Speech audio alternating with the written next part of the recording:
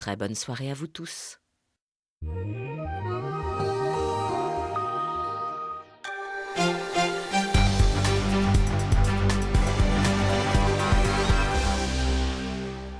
Bonsoir à tous, il est 19h, vous êtes sur France 3 Alpes. L'actualité ce soir nous emmènera dans le Val d'Arly où le passage brutal en mode hiver en a surpris plus d'un et réjoui d'autres. Nous sommes allés à la rencontre des promeneurs et des saisonniers. Nous irons aussi à Corançon au Vercors si l'heure n'est pas encore à l'ouverture des domaines skiables. Là-bas, les impatients de la glisse ont tout de même chaussé les skis de fond. Une journée parfaite pour se remettre en jambes. Et puis, comme tous les dimanches, nous ouvrirons aussi une large page sport avec vous, Grégory. On vous écoute pour le programme. Alors, nous parlerons aujourd'hui de rugby, de hand et d'escrime. Et puis, comme l'hiver approche à grands pas, eh bien, nous nous rendrons sur le glacier de Tignes, suivre l'équipe de France de ski boss en entraînement. C'est tout de suite, Aurélie. Mais d'abord, cette nouvelle perquisition dans le cadre de l'état d'urgence à Saint-Pierre-de-Chandieu dans le Rhône. Les gendarmes ont investi un hôtel qui recevait depuis des mois des personnes surveillées pour leur proximité supposée avec des mouvements islamistes radicaux. Si aucune arme n'a été trouvée, des livres de prières et des outils informatiques ont été saisis. Frédéric Liop, Éric Proenca. De l'extérieur, l'établissement paraît désert, mais impossible de savoir s'il est vraiment vide. Les portes et les volets de cet hôtel en bord de route semblent perpétuellement clos. À quelques kilomètres de là, au cœur de Saint-Pierre-de-Chandieu, la vaste opération de gendarmerie relatée dans la presse n'est pas au centre des conversations. Mais certains habitants ne sont pas étonnés d'apprendre que cet hôtel était très particulier. Par rapport au comité des fêtes, c'est un hôtel qu'on n'a jamais pu réserver pour loger des groupes de musique qui viennent au carnaval. Jamais on a eu un contact, jamais on a eu de réponse. Donc nous, c'est vraiment suspect, quoi. Ça a toujours été suspect. Un hôtel qui ne prend jamais de clients, des occupants trop discrets, un lieu en retrait où l'on apercevait parfois des femmes voilées. Ce samedi, une voiture immatriculée en Belgique, considérée comme suspecte, a justifié la perquisition des gendarmes. Le maire de la ville et un de ses conseillers municipaux étaient témoins de l'intervention.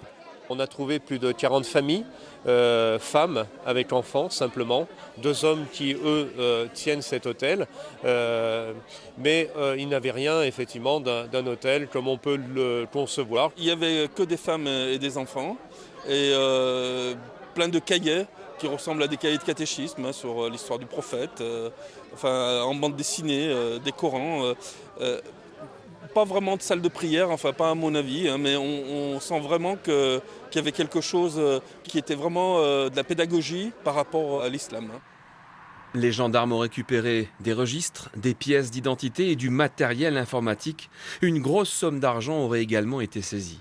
La justice doit à présent éclaircir ce qui se passait au sein de cette communauté qui semblait vivre en autarcie. Une quarantaine de familles laissées libres mais redevenues aujourd'hui complètement invisibles. Ça ne vous a pas échappé, nous avons perdu ce week-end une dizaine de degrés. L'hiver s'est brusquement installé à tel point que certains ont eu un peu de mal, vous allez le voir, à ressortir tout l'attirail pour affronter le froid. Dans le Val d'Arly, les reportages d'Ingrid Pernet-Duparc et Yves-Marie Glo. Pas toujours facile de rentrer dans l'hiver et de perdre 20 degrés en 48 heures. Certains résistent en short. Nous, on amène le soleil de Corse pour venir déneiger la Haute-Savoie. De drôles de saisonniers de l'automne. À l'envers.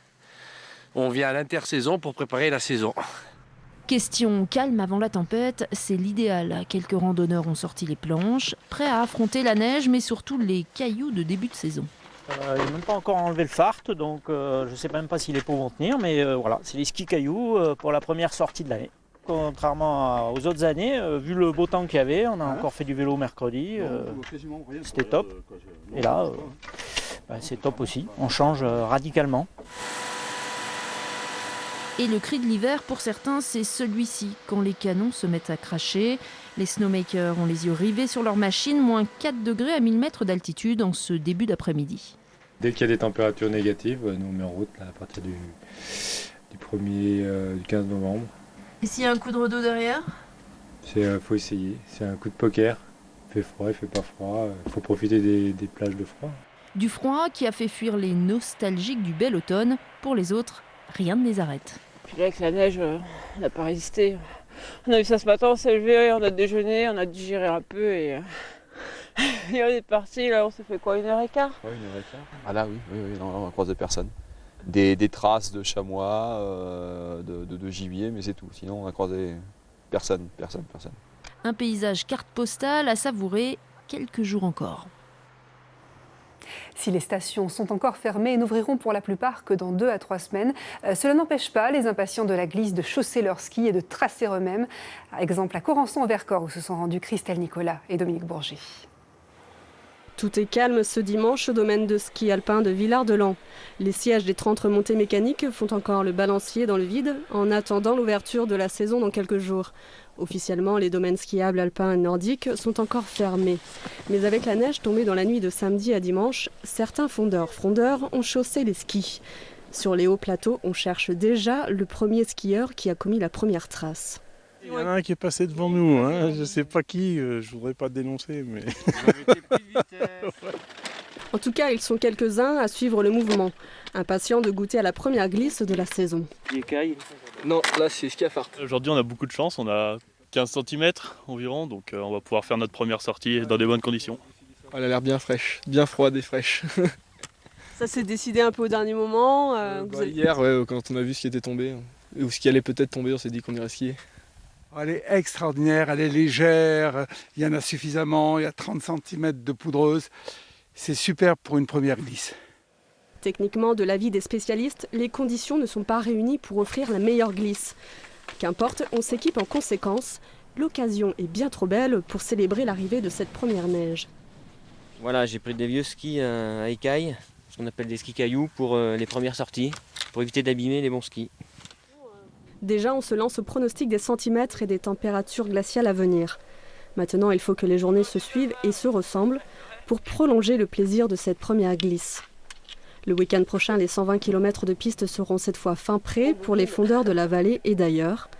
Quant aux amateurs de ski alpin, il faudra encore patienter jusqu'au 5 décembre pour dévaler les pistes. Chose promise, chose due, place maintenant au sport avec vous Grégory. On commence avec du rugby. Oui, et le rugby grenoblois avait rendez-vous hier soir avec l'Europe pour son 2e match en challenge européen. Une semaine après son revers à Édimbourg, le FCG devait réagir face au London Irish pour pouvoir espérer accéder au quart de finale de cette petite Coupe d'Europe. Un match tendu où les hommes de Fabrice Landreau ont bien failli passer à côté. Le compte-rendu de la rencontre avec Jérôme Ducrot et Anne Ployard. Une fouille minutieuse, image insolite à l'entrée d'un stade avant un match de rugby. Un bracelet tricolore autour du bras, une minute de silence en hommage aux victimes du 13 novembre. Le FCG va démarrer en trombe sur une magnifique percée Gio Aplomb, Serre Inde et Arnaud Egui conclut.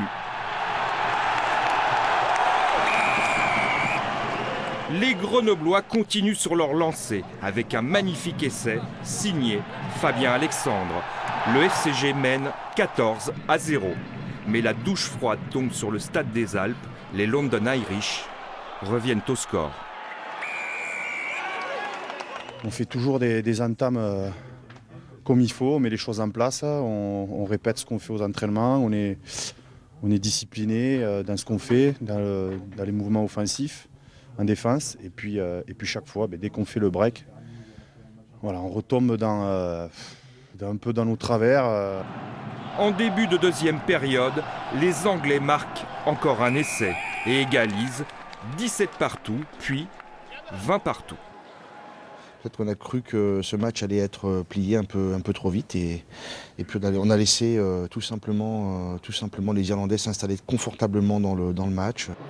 Il va falloir attendre la dernière minute de jeu pour que Clément Genin, fraîchement rentré, libère son équipe sur un sprint de plus de 60 mètres. Elle permet de prendre la qualif parce que c'est un objectif qu'on s'est fixé dès le début d'année. Et en plus de ça, on va dire qu'elle nous remet dans une spirale positive avant d'attaquer réattaquer le top 14 parce qu'on avait 2 défaites sur les 2 derniers matchs avec des scores un peu lourds. Et on va dire qu'elle fait plaisir là-dessus et que pour le mental, elle fait du bien. 27-20, score final, le FCG peut encore espérer atteindre les quarts de finale. Et pendant ce match, une vingtaine de supporters du GF38, l'équipe de foot grenobloise, ont déployé des banderoles dans les tribunes avec ces messages. Le GF38 au Stade des Alpes, ou celui encore plus surprenant, Chérec, cohabitation égale expulsion, sifflet du public. Et cette épineuse question de l'occupation du stade, toujours au cœur d'un conflit entre les deux clubs. Le GF38 refusant d'aller jouer au Stade Lesdiguières, le jugeant trop connoté rugby, un stade où il a pourtant évolué pendant 10 ans. On passe au monde avec Chambéry qui se déplaçait en Allemagne. Oui, un voyage à Berlin pour le 3e tour de la Coupe EHF. Les Savoyards ont tenu en échec Berlin sur son sol. Berlin pourtant vainqueur en titre de cette petite Coupe d'Europe. Tout se jouera donc samedi prochain au Phare à Chambéry. Et en cas de victoire, Chambéry se qualifierait pour les phases de poule. Direction la glace maintenant pour les résultats de hockey. C'est la Bérésina pour le club. Sale soirée pour les clubs de notre région. Hier en Ligue Magnus, tous étaient en déplacement et tous ont perdu. Chamonix s'est incliné 3-0 à Lyon pendant que Morzine se faisait étrier 5-2 à Gap et Grenoble a été battu en prolongation 4-3 sur la glace de Briançon. Au classement, Grenoble est 5e avec 14 points, Chamonix 12e et Morzine avant-dernier avec un tout petit point d'avance sur Dijon. Il y avait aussi de l'escrime ce week-end à Grenoble avec une compétition de haut niveau pour les jeunes. La 10e édition du Challenge mondial d'escrime, une compétition réservée aux catégories cadettes, c'est-à-dire les jeunes filles de 15 à 16 ans, des adolescentes qui seront peut-être les représentantes de notre pays au JO de 2024, auquel Paris est candidate. Reportage de Nicolas El Andalousi et Anne Ployard. 16 ans et un vrai tempérament de championne. Alia Beram est sans doute l'un des futurs visages de l'équipe de France d'escrime. Originaire de la Villeneuve, un quartier populaire de Grenoble, la jeune fille découvre son sport à 8 ans dans sa ville natale. C'est un sport qui a des sensations et il y a plein de choses à découvrir. C'est le stress et tout. Par exemple, là, comme on vient de gagner serré pour la 3e place, on a du stress, on a la pression et moi j'aime bien. Si pour Alia et ses copines, ce challenge mondial de Grenoble sert de sélection pour les championnats d'Europe en mars. Pour les observateurs, c'est l'occasion de mesurer les progrès effectués par la fédération en matière de formation. Après le fiasco de Londres, les tricolores n'avaient remporté aucune médaille. On s'est un peu plus ouvert à l'international, on fait des stages à l'étranger, donc on connaît un peu mieux le jeu des étrangères. Je crois que c'est une des clés, quoi. Et puis on est orgueilleux, c'est un sport d'opposition, donc quand on prend une gifle, on ne tend pas l'autre joue et on s'est remis au travail très tôt et chez les jeunes et chez les plus grandes aussi, quoi. Je pense que ça devrait payer. Et pour que ça paye, les jeunes françaises peuvent compter sur Jean-François Di Martino. Devant, mais ne recule pas, devant, recule plus. Myrna, mets du bras, je comprends pas comment tu touches pas là-dessus, c'est impossible de pas toucher. Champion du monde en 1999 et vice-champion olympique d'épée par équipe en 2000, il veut faire des filles de futures championnes à sa manière. Il ne faut pas faire de championnet trop tôt. Je pense que ce qui est très important pour elles, c'est en fin de compte de manier leur jeu, de développer leur jeu, d'être cultivées dans leur jeu. Et tout ça amèneront bien sûr de la réussite en compétition. Et après on saura donc nos meilleurs éléments qui sortiront. Des éléments qui ont bien figuré ce week-end. Alia a remporté la compétition individuelle. La France termine 3e de l'épreuve par équipe. La neige, on en a parlé, on y revient, Grégory, avec un entraînement de ski de boss. Oui, c'est notre dossier sport. Il est consacré à l'équipe de France de ski boss. Vous connaissiez certainement Edgar Gros-Piron ou Gil Bocola. Désormais, le clan français compte sur d'autres noms comme celui d'Antonin Bénat, sacré championne du monde cette année. Et avec lui, l'équipe de France nourrit de véritables ambitions cette saison sur le glacier de Tignes. Le reportage de Fred Lefrançois, Didier Albrand et Jean-Pierre Ardito. Anto.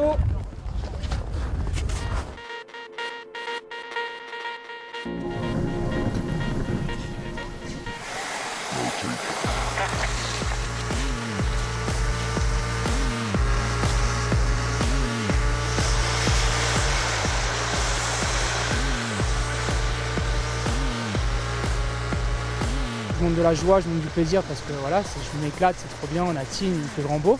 Après intérieurement, je suis vraiment en mode rageux, j'ai envie de réussir, j'ai vraiment envie de montrer que je suis encore capable d'être là, je suis pas encore vieux et que je peux aller chercher les podiums. Le champion du monde en titre à l'écrou. À 28 ans, Anthony Bena va débuter sa 10e saison de Coupe du Monde avec la volonté et l'envie d'un rookie. Il enchaîne les runs, toujours prêt à corriger la faute de quart, l'écart des pieds, avec son coach à peine arrivé, l'œil rivé à l'écran vidéo. Comme ça, tu auras plus d'appui sur les bosses pour essayer d'avoir un petit peu moins de vitesse dès le départ. Allez, Anto, c'est bien là. On a une génération qui est quand même bien visuelle. Et c'est vrai que c'est un outil de travail qui nous permet vraiment de visualiser les runs directement en live. Donc de corriger tout de suite visuellement ce qu'ils ont besoin de travailler sur la descente d'après, que ce soit en saut et en technique. Avec un champion du monde dans ses rangs, l'équipe de France dispose d'un bon point de repère, d'une valeur sûre, d'une trace qu'on a envie de suivre. Ce titre tire tout le groupe vers le haut. Ça serait dommage de ne pas en profiter. On fait un sport individuel, mais on le fait en équipe. Donc voilà, s'il y a un coéquipier qui réussit bien, on peut profiter de cette dynamique. On peut profiter de l'élan qu'a l'équipe pour vraiment se mettre dans un bon mouvement et faire des bons résultats.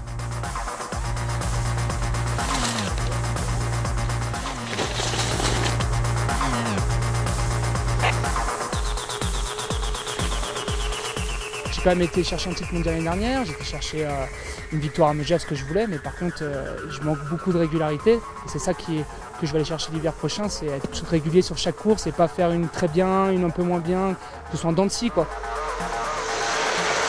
L'équipe de France était au taquet avant d'attaquer la Coupe du Monde, l'unique compétition internationale de l'exercice 2015-2016. Les premières bosses seront finlandaises avec une ouverture de la compétition à Ruka le 12 décembre prochain. Et puis, puisque la neige fait timidement son apparition après un automne très doux, eh bien, on va plonger dans un déluge d'images. C'est notre revue du web qui commence par un voyage spatule au pied. Un montage signé Philippe Caillat.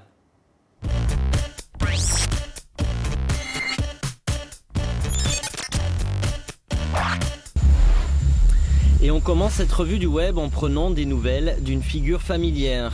Quelques flocons de neige et ça sent bon l'hiver. Il va falloir que je serre les crochets et que je me chauffe les cannes si je veux suivre. Chaud. C'est reparti pour une session poudreuse, sapin et belles images. Mais cette fois-ci, ça se passe au Canada. Plus précisément à Revelstoke, le paradis des free-skieurs. Entre deux épisodes de sa série culte, Enak Gavaggio, alias Rancho, trouve le temps d'emmener quelques privilégiés pour une session ski libre. Grande courbe sur les pentes vierges, ou méthode Enak tout droit dans la poudreuse. En tout cas, ça fait envie. Bon allez, elle arrive quand cette neige ?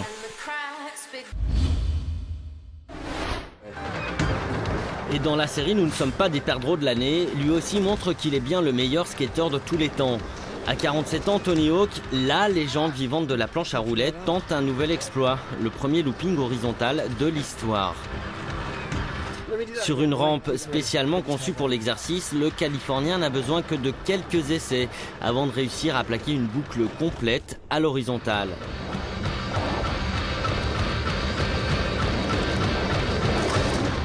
De quoi faire tourner la tête à tous les kids sur leur planche à roulettes.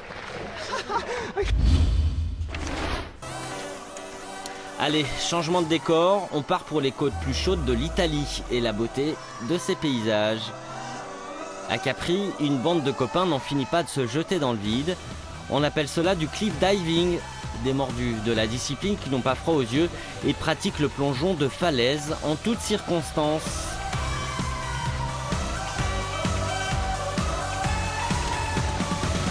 Et vu comme ça a l'air cool.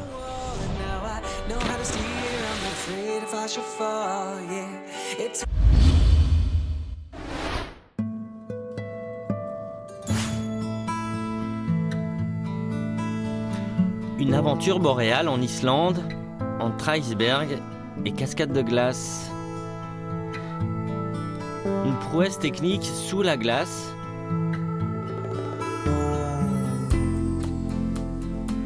Une dimension totalement nouvelle et sous ses reflets bleutés, cet élément friable délivre un paysage qui force l'admiration.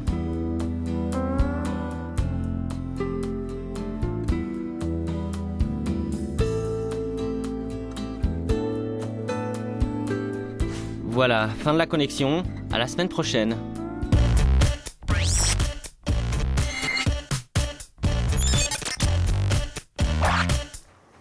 L'affiche pour terminer, vous nous conseillez quoi cette semaine ?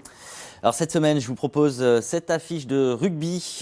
Dimanche prochain, le FCG reçoit le Stade français. Ce sera au Stade des Alpes à 16h15. Voilà, c'est tout pour ce soir. Bonne semaine. C'est noté, Grégory. Vous aimez la photo ?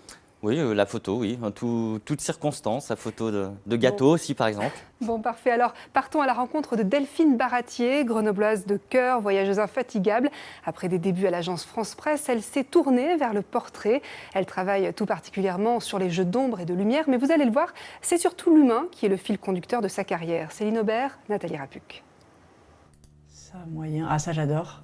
Depuis un an, Delphine Baratier se consacre à l'exercice difficile du portrait. Un travail récompensé pendant les rencontres de la photographie à Arles cet été. Un concours autour de l'intimité. C'est cette série qui a plu. Moment passé avec une inconnue dans un hôtel. Une séquence de plusieurs photos qui se dévoile par petites touches de lumière. Je m'inspire pas mal de la peinture en fait.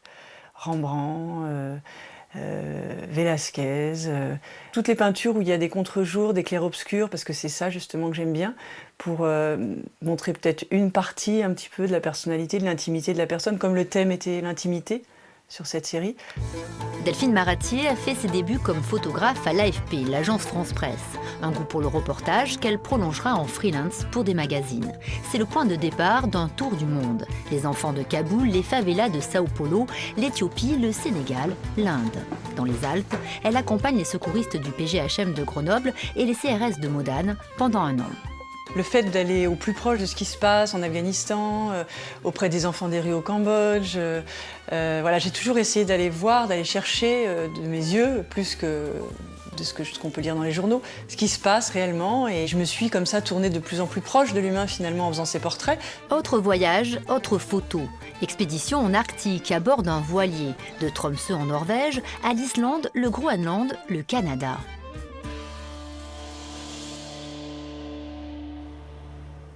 On se quitte sur l'image du week-end, l'arrivée de la neige sur nos massifs alpins. Nous avons perdu plus d'une dizaine de degrés en 48 heures. Un passage brutal en mode hiver qui en a surpris plus d'un et réjouit d'autres. Les stations sont encore fermées, mais cela n'a pas empêché les impatients de la glisse, vous le voyez, de chausser leurs skis et de tracer eux-mêmes. C'est la fin de ce journal, mais n'oubliez pas, l'info continue sur notre site internet alpes.france3.fr. À suivre la météo.